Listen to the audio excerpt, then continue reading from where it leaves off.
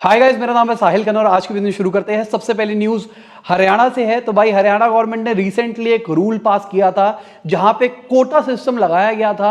जो भी स्टार्टअप्स है, जो भी कंपनियां हैं हरियाणा के अंदर काम कर रही है, वहां पे उनको 75% अपना स्टाफ हरियाणा से हायर करना पड़ेगा अगर वो मंथली 50,000 रुपीज अ मंथ के आसपास से दे रहे हैं। और इसी चक्कर में हम देख रहे हैं गुड़गांव से लोग खाली करते हुए जा रहे हैं, नोएडा की तरफ अब सबके सब लोग माइग्रेट होना शुरू हो रहे हैं। तो पहली चीज तो मुझे ये रूल बहुत ही बेकार लगा था। उस टाइम भी मैंने बोला था और मैं भी बोलता हूँ ये रूल बहुत बेकार है।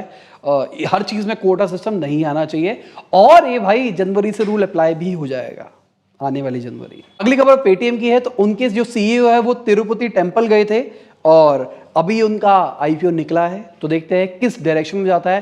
क्या आपने उसके लिए अप्लाई किया है अभी तक या फिर नहीं किया है, और आपको क्या लगता है ये आईपीओ बहुत बड़ा जाएगा या फिर फ्लॉप हो जाएगा। सबसे मजे की बात क्या है, ये कोइंसिडेंस है। इनका आईपीओ जिस दिन आया है उसी दिन नोटबंदी हुई थी और नोटबंदी ने ही पेटीएम को पेटीएम बनाया है, ये सबको पता है।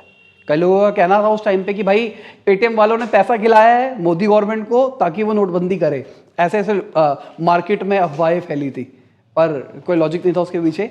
और मेरे हिसाब से पेटीएम ने बहुत ही अच्छे तरीके से काम किया है। बाकी यूपीआई आके टक्कर तो देगा पेटीएम को, ऐसी बात नहीं है। पर पेटीएम और भी सारी चीज़ों के अंदर आ रहा है, वो ई कॉमर्स में भी आ रहा है, वो शेयर मार्केट के अंदर भी आ जाएगा। आप स्टॉक्स भी ले सकोगे, सब कुछ ले पाओगे, इंश्योरेंस भी ले लोगे वहाँ से। तो पेटीएम अपना पोर्टफोलियो धीरे धीरे बढ़ा रहा है। देखते हैं किस डायरेक्शन में जाता है पेटीएम और कहाँ तक पहुँचता है। अगर मैं सॉफ्ट बैंक के सीईओ की बात करके चलता हूं तो उनका कहना है कि भाई हमारे लिए बहुत बड़ा इवेंट है और सबसे बड़ी बात यह है कि भाई इंडिया का सबसे बड़ा आईपीओ है ये, तो एक बहुत बड़ा इवेंट रहेगा ही।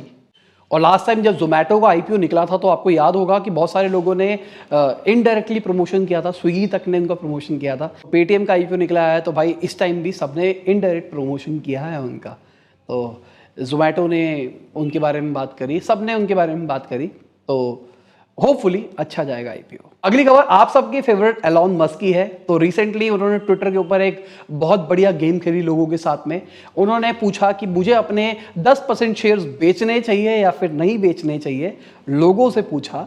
और उस साथ में उन्होंने ये बताया कि भाई मेरे को शेयर्स इसलिए बेचने चाहिए क्योंकि मेरे शेयर्स की वैल्यू बहुत ज़्यादा बढ़ गई है और मैंने टैक्स पे नहीं किया, इसलिए ऐसा ऐसा फलाना गाना।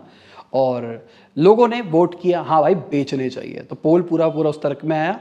पर इससे पहले अगर देखा जाए बहुत सारे लोग उस पर ऑफेंड भी हो रहे थे। यूएस के एक सेनेटर थे, उन्होंने तो ये भी बोल दिया कि भाई ये अच्छी चीज नहीं है कि आप पब्लिक से पूछ रहे हो कि आपको टैक्स पे करना चाहिए या फिर नहीं करना चाहिए। उन्होंने बोला शेयर बेचने चाहिए या नहीं बोलना चाहिए, पर कान पकड़ के बात वही आती है कि टैक्स देना चाहिए या फिर नहीं देना चाहिए। पर मुझे लगता है कि टेस्ला के शेयर्स बहुत ऊपर है इस टाइम पे। अगर वो 10% बेचते हैं जो कि बहुत बड़ा अमाउंट होता है तो उनके पास में अच्छा खासा पैसा आ जाएगा। अगर उनको टैक्सी पे करना होता तो थोड़ा कम अमाउंट भी बेच सकते थे, पर वो 10% बेच रहे हैं।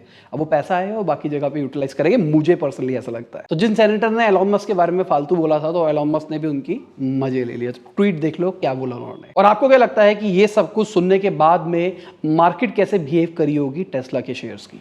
घटी, क्योंकि भाई बेच रहे, इतना बड़ा शेयर अमाउंट बिकने वाला है तो सीधी सी बात शेयर तो घटेगा, इसलिए वो बेच रहे हैं। अगली खबर उदय कोटक जी की है। उनका कहना है कि भाई सेंटर के लिए हर चीज का एक ही इलाज है, नोट छापो। और ये बहुत बड़ी प्रॉब्लम है। इस चक्कर में जो करेंसी होती है वो डीवैल्यू होती है। तो मैंने बहुत टाइम पहले उसके ऊपर एक वीडियो बनाई थी जहां पे मैंने समझाया था कि डीवैल्यू कैसे होती है। मान के चलते हैं कि इंडिया के पास में 100 किलो गोल्ड है और यूएस के पास में भी 100 किलो गोल्ड है और ये दोनों के दोनों 100-100 नोट छापते हैं। अब दोनों के दोनों आपस में बार्टर कर रहे हैं। बार्टर ही होता था पुराने जमाने की अगर बात करके चले तो मुझे दाल दे मैं तेरे को चीनी दूंगा। पर भाई चीनी आराम से बन रही है, दाल टाइम लग रहा है उगने में, या कुछ भी मान लो दाल में रिलेटिवली ज़्यादा टाइम लग रहा है, तो मैं कहूँगा भाई मैं तो दाल महंगी दूंगा तो तू मुझे 1 किलो चीनी दे, इसके बदले मैं तेरे को आधा किलो दाल दूंगा क्योंकि भाई मेरी ज़्यादा वैल्यू है। ठीक है, यही गोल्ड की वैल्यू है। तो अब मान के चलते हैं दोनों कंट्रीज के पास में सेम गोल्ड है और सेम अमाउंट है। तो अब क्या हो रहा है, $1 की वैल्यू ₹1 के बराबर आ रही है क्योंकि दोनों के पास बराबर गोल्ड है। मैं गोल्ड एक एग्जांपल लेके चल रहा हूं, इसके अंदर बहुत सारे कॉम्प्लेक्स फैक्टर होते हैं पर समझाने के लिए आपको ये लेके चल रहा हूं। अब यहां पे क्या होता है, अब यूएस को, अब यहां पे क्या होता है, इंडियन गवर्नमेंट को पैसों की जरूरत पड़ती है। ठीक है, अब उन्होंने कहीं से पैसा ले लिया, लोगों को पैसा देना है, कुछ भी करना है, अब नोट तो सो ही दे। अब उन्होंने क्या किया, 100 नोट और छाप दिए। अब 100 नोट और छापने से क्या हुआ, हमारी करेंसी आधी हो गई यूएस की करेंसी की। क्यों? हमारे पास 200 नोट है और 100 ही गोल्ड है, उनके पास 100 नोट है और 100 ही गोल्ड है, तो हमारी वैल्यू कम हो गई। पर जो बंदा एक नोट ओन करता था, मान के चलते हैं जब 100 नोट थे आपके पास में 1 रुपया था, आज 200 नोट हो गए तो भी आपके पास 1 रुपया है, तो लॉजिकली आपको नुकसान हुआ ना, आपके साथ धोखा हुआ ना।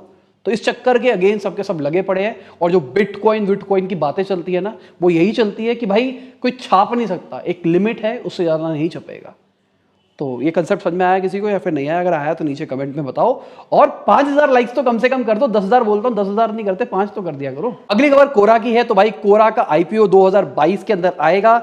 $4 बिलियन की वैल्यूएशन के ऊपर उनका आईपीओ आने वाला है। तो कोरा आप यूज करते हो या फिर नहीं करते, कमेंट बिलो। अगली खबर मारुति की है। तो उनका कहना है कि भाई हम कमोडिटी मार्केट देख रहे हैं प्राइस मूवमेंट के लिए, ताकि हम रेट को फिक्स कर पाए फ्यूचर के अंदर अपने प्रोडक्ट की। बहुत सारे प्रोडक्ट के रेट बढ़े हैं, इस चक्कर में बहुत सारे लॉसेस हुए हैं। सिलेंडर का रेट बढ़ गया, एक लॉजिकल लेके चलो ना। अब सिलेंडर के रेट बढ़ने के चक्कर में कमर्शियल सिलेंडर का तो बहुत ज़्यादा बढ़ गया, तो जितने खाने बनाने वाले लोग थे उसका रेट बढ़ गया। अगर खाना बनाने वाले लोगों का रेट बढ़ गया तो लॉजिकली अब वो आपसे भी ज़्यादा चार्ज करेंगे। तो बेंगलुरु के अंदर यही खबर निकल के आ रही है कि वहाँ के जो लोग हैं वो कह रहे हैं भाई 20% हम रेट बढ़ाएंगे सीधा, क्योंकि भाई ऑलमोस्ट डबल हुआ है सिलेंडर का रेट कमर्शियल की अगर हम बात करके चलते हैं तो। अगली खबर जैगुआर और लैंड रोवर की है। तो उनका कहना है कि फाइनेंशियल ईयर 2022 के सेकेंड क्वार्टर तक जो सेमीकंडक्टर की शॉर्टेज है वो शायद सही हो सकती है। देखते हैं कब होता है, क्या होता है। अगली खबर फ्यूचर रिटेल और अमेजॉन की है। फिर से ये चीजें खबरों के अंदर आ रही है। जो फ्यूचर रिटेल के डायरेक्टर है वो कंपटीशन कमीशन ऑफ इंडिया के पास गए और उन्होंने कहा कि भाई प्लीज अमेजॉन और फ्यूचर ग्रुप की जो डील हुई थी उसको खत्म कर दो यार प्लीज। अगर डील खत्म हो जाएगी तो सब कुछ हो पाएगा। पर अगर हम ध्यान से देखें तो डील्स इनडायरेक्टली आ ही रही है रिलायंस के पास में। अगर हम ध्यान से देखें तो इनडायरेक्टली रिलायंस के पास में डील्स आ ही रही है। अगली खबर उबर के सीईओ ने बोला कि पहले ड्राइवर आए हैं जिन्होंने टेस्ला रेंटल ली है।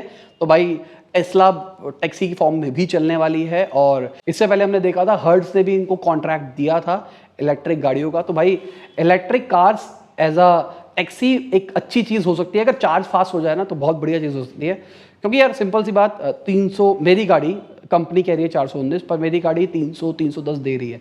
तो 310 किलोमीटर के लिए आपको कॉस्ट कुछ भी नहीं आ रही।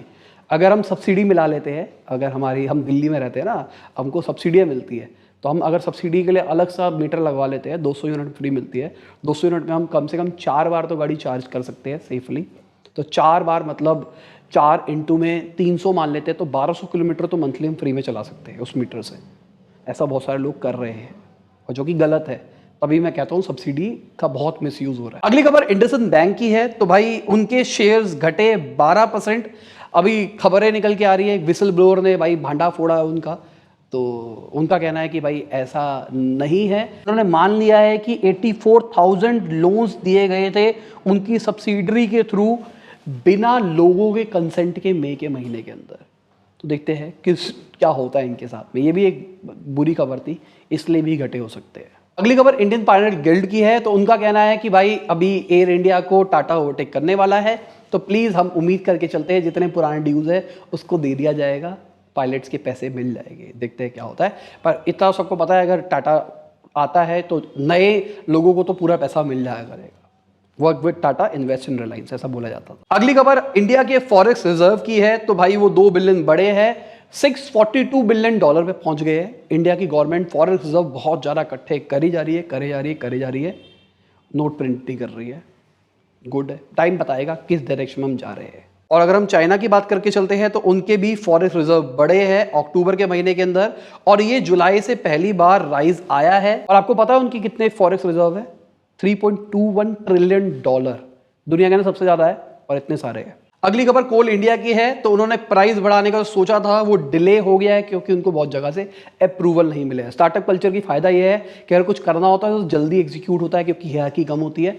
बड़ी कंपनियों में बहुत दिक्कतें होती है और जो पब्लिकली लिस्टेड कंपनियां होती है उसमें तो और ज्यादा दिक्कतें होती है। अगली खबर अगर रिपोर्ट्स की मान के चलते हैं तो जो आने वाला बजट है उसके अंदर इंफ्रा की एक लिस्ट बनाई गई है जहां पे गवर्नमेंट मोनेटाइज करेगी। बेसिकली बेच खाओ मूवमेंट को आगे बढ़ाया जाएगा कि किस किस चीज को हम बेच के पैसा ले सकते हैं।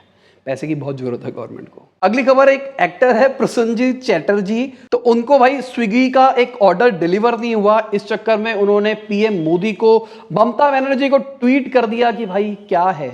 लोगों ने बहुत ट्रोल किया उनको। उनका पॉइंट ऑफ व्यू ये था कि भाई हो सकता है कई लोग सिर्फ इन्हीं डिलीवरी ऐप्स के ऊपर ही डिपेंडेंट हो, इसलिए उनको खाना नहीं मिल रहा।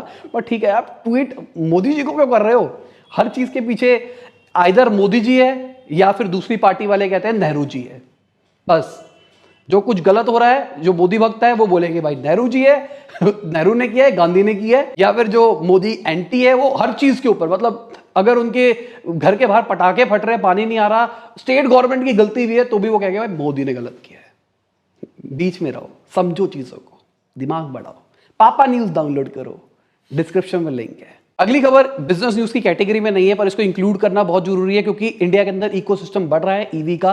तो भाई ये खबर यूके के एक पार्किंग लॉट की है, जहां पे 3 घंटे लोगों को वेट करना पड़ा क्योंकि एक टेस्ला की गाड़ी थी, उसकी बैटरी खत्म हो गई थी और वो फंसी रह गई। इस चक्कर में पीछे वाली गाड़ियां फंसी रह गई। मेरा पर्सनली मानना है ये बेवकूफी है टेस्ला जो ड्राइवर था उसकी, गाड़ी कंपनी की कोई नहीं है। मेरी गाड़ी तो भाई 300 देती है, फिर भी मेरे 220 के ऊपर लुप होने लग जाती है। तुम तो भाई चला रहे हो जहां पे इकोसिस्टम डेवलप है, तो चार्ज कर लो और तुम्हारी गाड़ी भी जल्दी चार्ज होती है। और जब टाइम मिलेगा मैं डाल दूंगा अपनी गाड़ी का पूरा रिव्यू, कंप्लीट रिव्यू। पहले हमने सोचा था स्पॉन्सर करेंगे, पर स्पॉन्सर नहीं कर रहा क्योंकि उसमें कुछ कमियां भी है और मैं एक ऑनेस्ट रिव्यू डालना चाहता हूं, तो इस चक्कर में मैं रुक गया।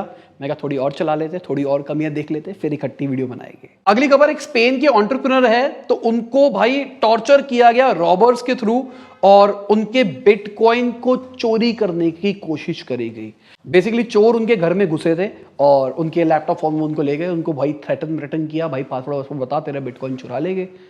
तो भाई खतरनाक सीन है क्रिप्टो का तो ये वाला। आप कैसे अपने क्रिप्टो को सिक्योर करते हो मुझे बताओ नीचे कमेंट के अंदर, क्योंकि मैंने तो ज़्यादा कोई नेक्स्ट लेवल सिक्योरिटी नहीं कर रखी, वही जो छोटे छोटे होते हैं वही कर रखा है बस, ऑथेंटिकेटर वगैरह। अगली खबर बाउंस की है जो कि बाइक रेंटल स्टार्टअप है। तो भाई वो अपना इलेक्ट्रिक 2 व्हीलर लेके आने वाला है नवंबर के महीने के अंदर। आपने बाइक कभी रेंट पे लेके चलाई है या फिर नहीं चलाई है? मैं तो देखो नॉर्मली अगर दिल्ली एनसीआर के अंदर हूँ, घर के आसपास हूँ, तो अपनी स्कूटी पे जिंदाबाद, दूर जाना है तो गाड़ी जिंदाबाद, कहीं बाहर जाना है तो फिर मैं कैब वैब ही प्रेफर करता हूँ। मैंने कभी रेंट नहीं लिया, जिन्होंने लिया मुझे फिजिबिलिटी बताना इन चीज़ों की अच्छी है या फिर नहीं है। हाँ, स्कूटी मैंने गोवा के अंदर एक बार ली थी। तो इसी के साथ आज की बिजनेस खत्म होती है। उम्मीद करता हूं आपको मजा होगा। लाइक कर देना, शेयर कर देना, कमेंट बताना वीडियो कैसी लगी। बाय, गुड नाइट, शब, गुड हाफिज, गुड मॉर्निंग, रॉटलन, जब भी आप वीडियो को देख रहे हैं। और हाँ, जय हिंद, वंदे मातरम। तुमसे बड़ा देशभक्त हूं, लोगों का भला कर रहा हूं, बातें करते हो न्योले।